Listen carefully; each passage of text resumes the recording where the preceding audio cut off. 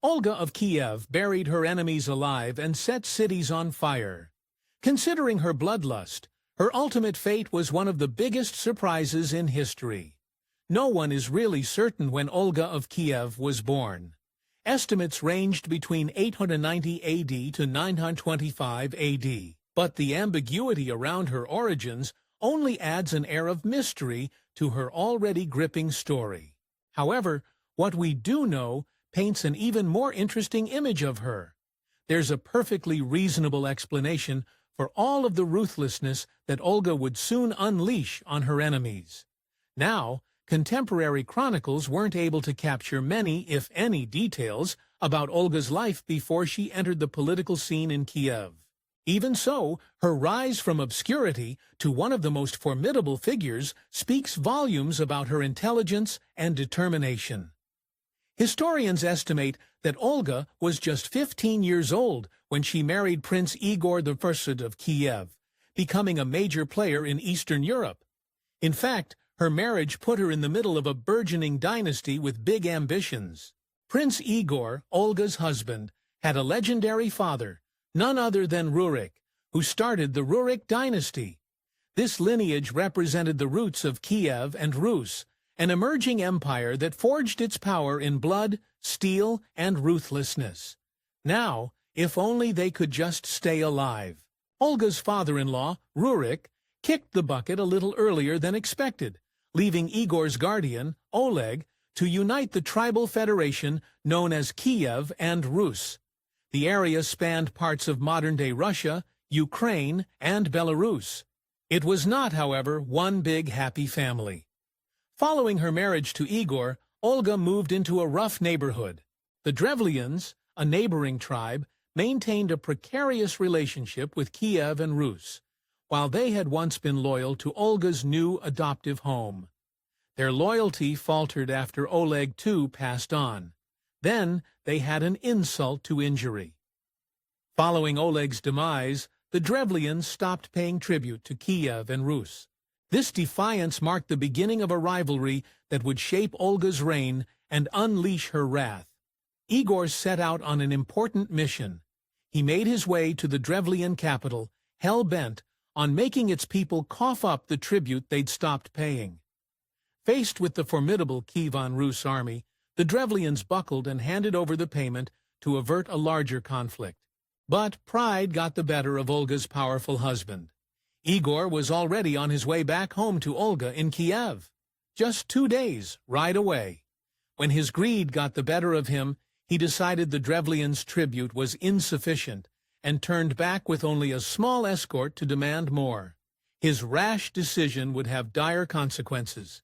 When Igor returned to the Drevlian territory to demand additional tribute, his greed sealed his fate. The Drevlians, unwilling to endure further extortion, ambushed and brutally ended him in the most savage way possible. According to Byzantine chronicler Leo the Deacon, Igor's execution was an act of shocking cruelty. The Drevlians tied him to 2 tree trunks, bent to the ground, then released them, tearing his body in half. Although it is possible it didn't exactly go down that way, some historians suggest that the Byzantine chronicler may have dramatized Igor's execution, drawing from ancient myths. Regardless, for Olga, the results were the same. Olga's ascension following her husband's grisly demise gave her the precarious distinction of becoming the first woman to rule Kievan Rus. Though the details of her rule are sparse, the primary chronicle provides glimpses into Olga's leadership. History remembers her reign primarily for her unflinching ruthlessness in response to the Drevlians, and to call it unflinching ruthlessness is an understatement. Just as Olga's husband had underestimated the Drevlians, so too were the Drevlians about to underestimate Olga, with even more grisly consequences. They believed they could manipulate her into submission, sending a delegation to Kiev to propose a union between Olga and their prince. Olga, however, had other ideas. 20 Drevlian emissaries traveled to Olga's court with their prince's message, confident in their demands. Their mission was twofold: to boast about their ambush against her husband, and to secure Olga's agreement to marry their prince. And surprisingly, Olga tempered her rage. Standing before her in court, the Drevlians declared their intentions. They announced Igor's demise and presented their offer. Olga should marry their prince, aligning her kingdom with theirs and accepting their dominance. At first, Olga's reaction seemed agreeable. "Your proposal is pleasing to me. Indeed, my husband cannot rise again from the dead." Her calm demeanor belied the vengeful fury she was about to unleash. Olga continued her serene response, saying, "But I desire to honor you tomorrow in the presence of my people. Return now to your boat and remain there with an aspect of arrogance." However, her poise and peaceful tone masked her real intentions. As part of her elaborate deception, Olga provided the Drevlians with clear instructions. She told them to declare, "We will not ride on horses nor go on foot. Carry us in our boat." The next day the envoys arrived at Olga's court, expecting the honors she had pledged, and they repeated her rehearsed words. The people of Kiev, following her orders, hoisted the Drevlians in their boat all the way to her court, where secretly her master plan was falling into place. Just as she had suspected, the Drevlians mistook the act of being carried in their boat for a profound honor. Akin to a regal procession, they had no inkling of the sinister fate awaiting them, as they basked in what they believed was Olga's goodwill. All according to Olga's master plan, the people of Kiev brought the Drevlians and their boat into the court. Then Olga revealed her trap. Overnight, she had instructed her people to dig a deep trench. Only it was no trench at all. It was a mass grave, and she buried her enemies alive. Just when they thought they had won, Olga instructed her people to throw the Drevlian envoy and their boat into the trench. As their shouts of triumph turned into shrieks of terror, Olga commanded her people to bury the Drevlians alive along with their boat. And she wasn't done doling out justice or revenge quite yet. As the dirt piled up around the Drevlians, Olga leaned down to observe their suffering. Coldly she asked, "Do you find this honor to your taste?" Given what happened next, this was just the appetizer for her three-course revenge. Not yet satisfied that she had avenged her husband's unceremonious execution, Olga sent word to the Drevlians. She requested that they send their distinguished men to her in Kiev, so that she might go to their prince with due honor. Just as Olga had requested, the Drevlians assembled another group to send to Kiev. This time, they sent their most esteemed leaders, confident that Olga would accept their terms. They, of course, had no idea what Olga had done to their first envoy, or what more she would do to the second.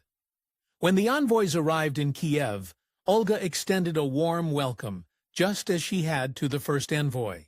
She instructed her people to draw the men a bath, so they could greet her properly after their travels.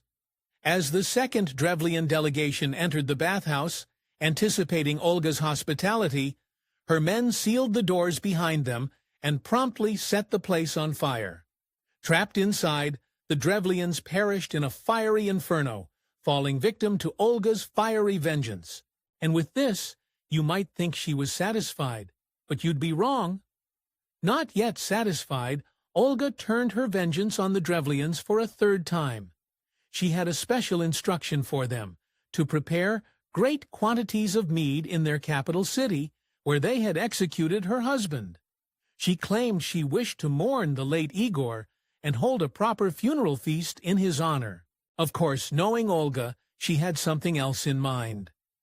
Olga traveled to the site of her dearly departed tomb with a small retinue.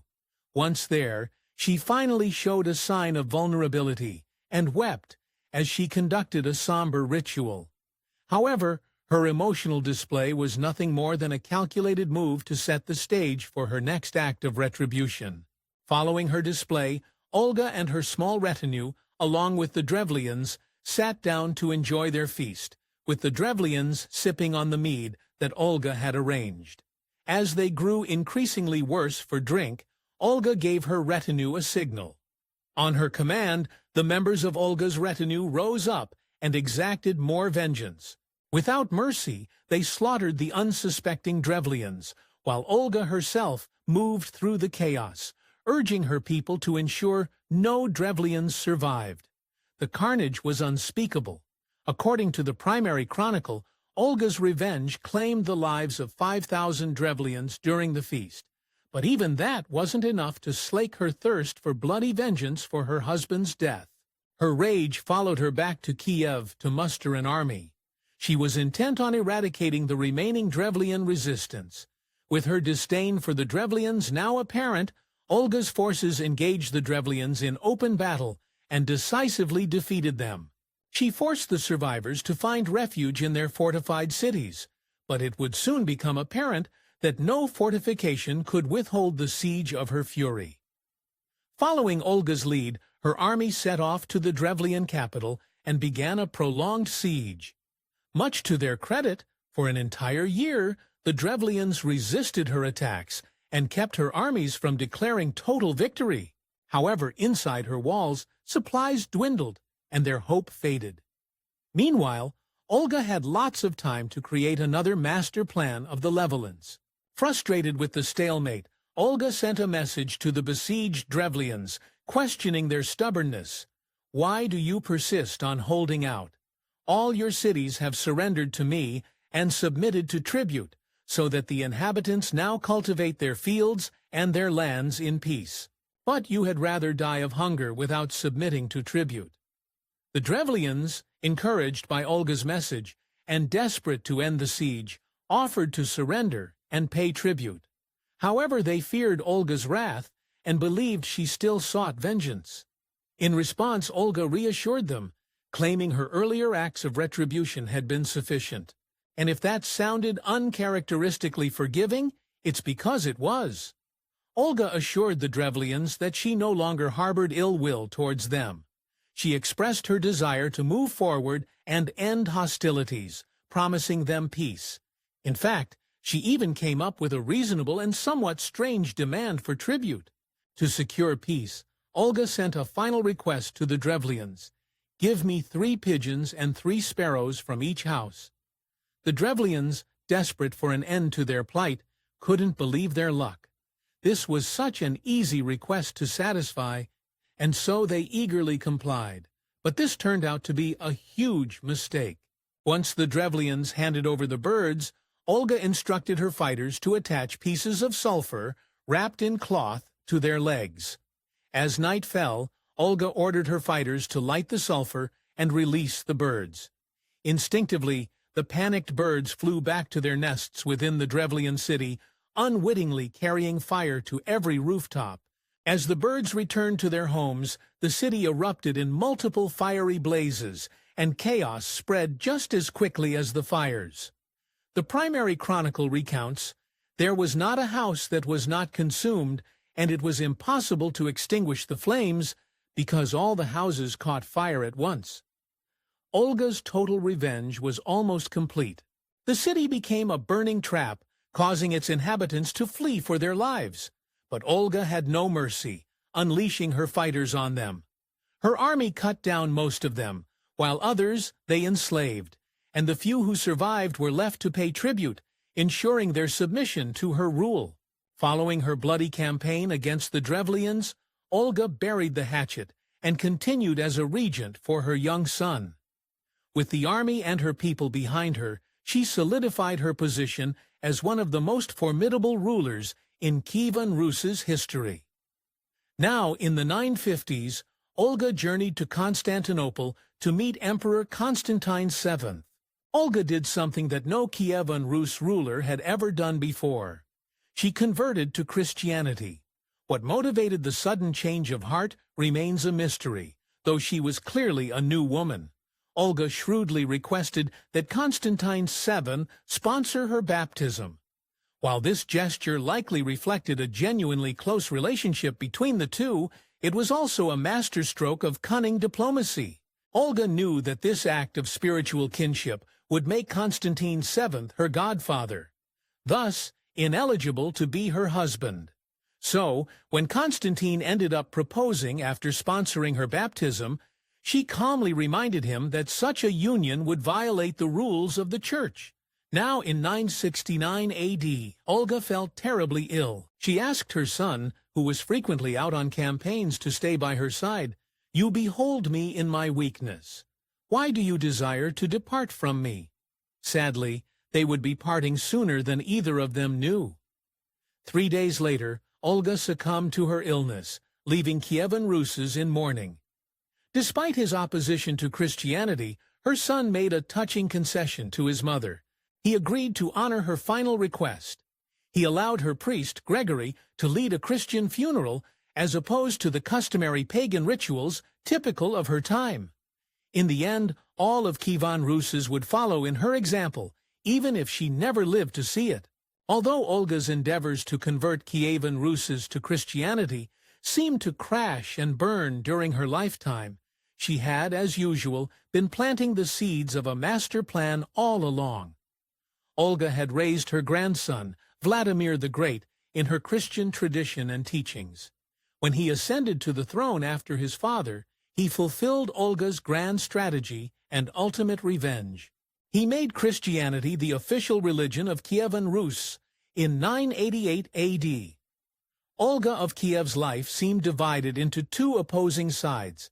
She was both a ruthless ruler out for revenge and a Christian convert.